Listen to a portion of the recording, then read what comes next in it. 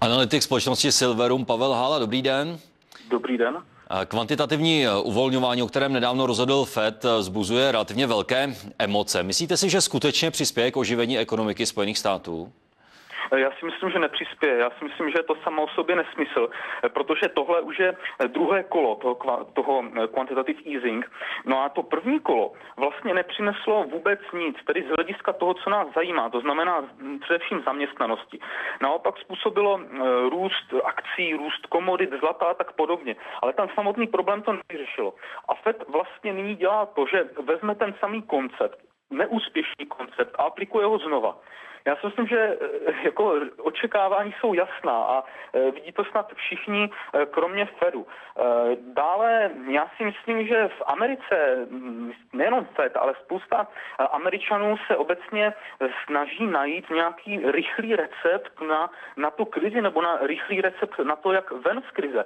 Ale podle mě neuvažují možnost, že ten rychlý recept neexistuje. Protože musíme si uvědomit, že Amerika žila vlastně několik desítek let na dluh, nebo řekněme její hospodářství bylo taženo různými bubliny aktiv, jako jsou real estate nebo akcie. No a je jasné, že to určité vystřízlivení prostě nemůže být bezbolestné. Prostě lidé musí přijít o práci, část podniků musí zkrachovat a nějaký jednoduchý recept prostě nemusí existovat. Navíc i koncepčně vlastně, když se podíváte na ty hlavní argumenty pro quantitative easing, tak tím úplně hlavním je, aby vlastně podniky dosáhly na lepší úvěry, aby se rozjelo hospodářství. Ale když se nad tím zamyslíte, tak vlastně sebevíce nebo sebedostupnější kapitál pro podniky jim vlastně nezabrání v tom, aby ty samé výrobky, to samé zboží vyráběly v Číně za desetinové náklady. Takže podle mě tady cesta z té krize nevede přes výrobu nebo přes podporu průmyslu. Ta vede přes invenci a nové technologie. Jestli si vzpomínáte na takovéto hospodářské ochlazení v USA začátkem 90. let, tak to, co z toho Ameriku dostalo, to nebyl průmysl. To byl vznik úplně nového odvětví IT. Bylo to taženo firmami, jako je Microsoft, Apple, Oracle a podobně. To znamená, v tom je podle mě budoucnost nejenom Ameriky, ale vlastně i vyspělých západních států a quantitative easing nebo podpora výroby průmyslu nebo spotřeby tohle nijak nemůže ovlivnit. Vy už jste řekl, že tedy ta politika kvantitativního uvolňování má vliv mimo jiné na cenu drahých kovů, tím, že došlo k jejich zdražení. Jak to vypadá v delší nebo v různých časových horizontech? Ano, tak je jasné, že dlouhodobě, to už ukázala i ta první vlna, to vede pochopitelně k růstu cen těchto aktiv, nejenom zlata, ale obecně komodit, akcí, prakticky všeho, protože to znamená oslabování dolaru. A to platí i pro tady to druhé kolo.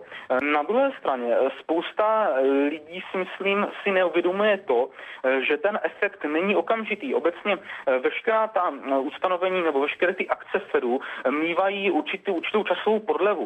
A to, co tu cenu táhne nyní, rozhodně není quantitative easing. To je určitý sentiment na trhu, je to určité emoce a ty mohou tu cenu dostat do cenových hladin, které jsou jakoby mimo rovnováhu. A já už jsem dříve mluvil o tom, že po tom oznámení, které bylo teďka ve středu, se můžeme dočkat určitého bounce nahoru, to právě vidíme, ale myslím si, že je možné, že poté se můžeme dočkat určité korekce v řádu třeba několika týdnů.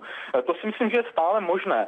I když na druhé straně nyní se opravdu nacházíme ve fázi určitého rozhodování, kam se trh vydá, čili může to být velmi volatilní období a ta korekce nakonec třeba nemusí přijít.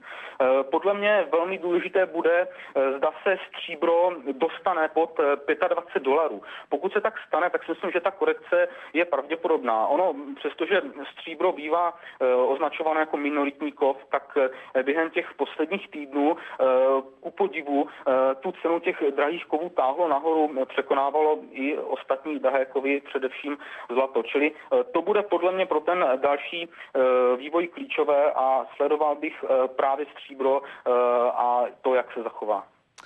Já děkuji za zajímavý komentář Pavlu Hálovi a vývoj cen vzácných kovů teď následuje v grafickém přehledu.